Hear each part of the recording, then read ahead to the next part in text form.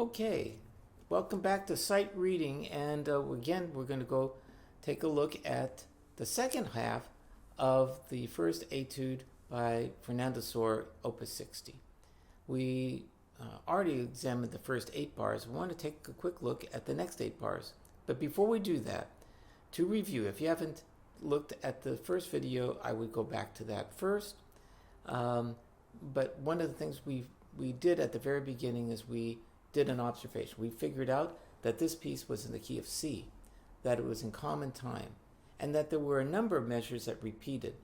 We made note that when we went up by step, it was like a scale. But if we went from one space to another space, or one line to the next line, then we were moving by thirds.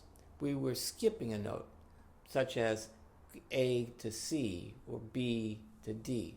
We'd be skipping a letter, and that skip would be the interval of a third. It's important because chords are made up of thirds. And if you're recognizing some thirds, chances are there may be a relationship harmonically to what is coming up. So when we're sight reading, we are first probably well advised to take a quick look through the piece, and we'll have a better idea how it works. Each time we learn from our observations and our execution, we become more equipped, better at sight reading.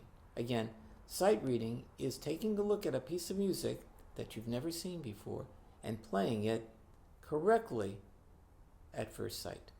Okay, that might seem like an impossibility, but it's a skill that most musicians would like to have because it helps facilitate and speed up the learning process. Okay, second line of this piece. You will notice it's a little bit more difficult than the first part because the notes are all over the place. The beginning of it, you've got a G and another G, and you see this big leap. So as you take a look at what's following on this next line, realize that what you probably have are chords.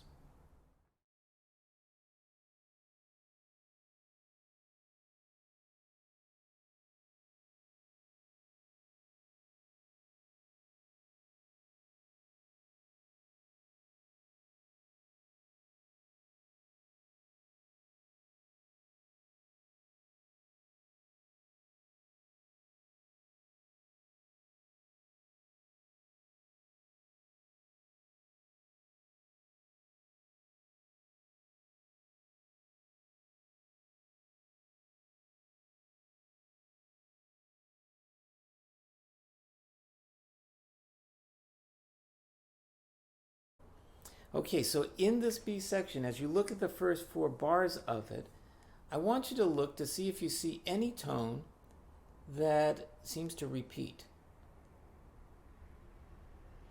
Now, you may have noticed there is a note, it's a G on the second to bottom line that's repeated in measure 9, measure 10, measure 11, and even in measure 12. That will tell you that that note, which is an open string, is an easy one to play, but it also is indicating that the interesting parts are what's happening up on top. So if now for a moment that you've made note of that and you put it kind of aside, look at just the notes that have the stems down. And look at measure 9, measure 10, and what do you see? You see a G, the next note goes down a third because it skips space to space, and back up to G again. Look at the next measure, you see that it's an F, and it skips down to the next line, which means we don't have an E. It goes down to D. So if I just forget that open G for a second, I'd have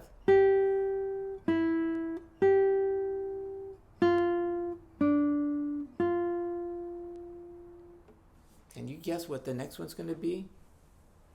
You'd probably guess this. And if you did, you'd be right. That's the next one. What you're hearing is what we call a sequence. a melodic idea, in this case just an interval of a third, and the rhythm is the equivalent of a half note followed by 2 quarter notes, and that the next time it's repeated, it's a step lower. And the next time that's repeated, it's a step lower. Usually, we won't get any more than 3 repeats. Let's now play those 3 lines, those 3 measures.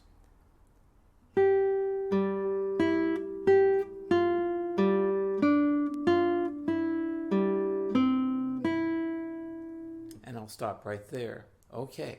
Now the next measure, you see line, line, line, moving down by steps. Down by skips. D, skip C, B, skip A, G. D, B, G.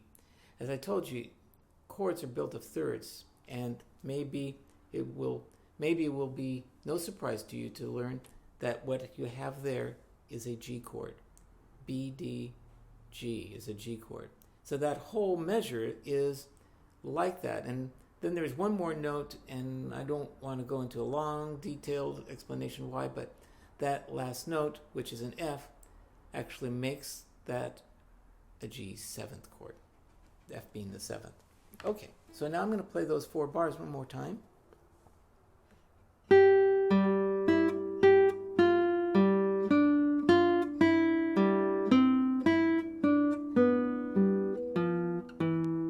And I'll stop.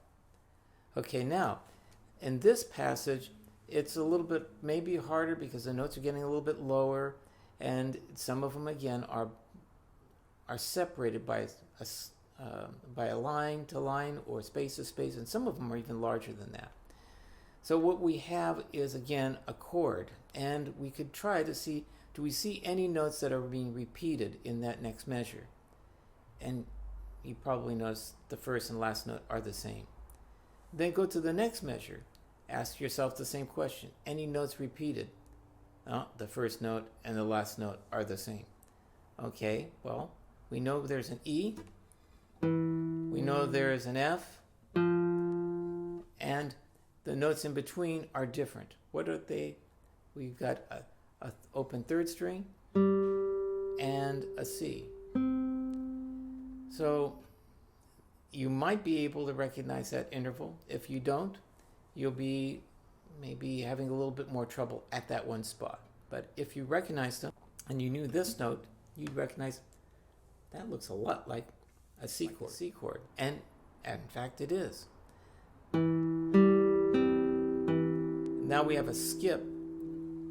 We go up by step for F, and you can see you go space, space. That's a space, space. F to A, that's a third.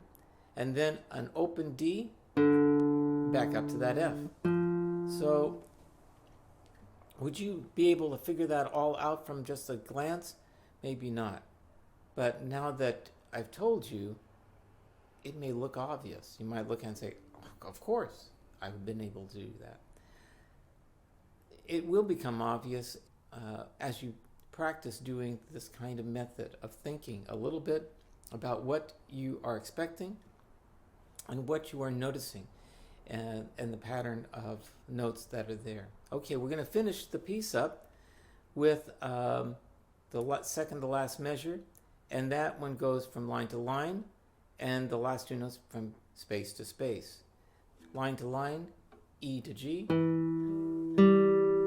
and low G, and B. And we know this is probably in the key of C, so guess what? There it ends. Okay, maybe you would like to join me on the second half of this piece. 1, 2, 3, 4.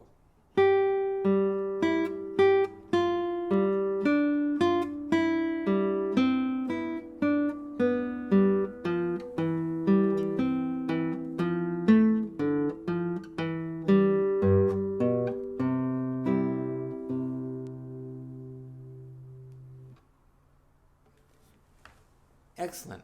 Again, if you weren't able to keep up, that's okay.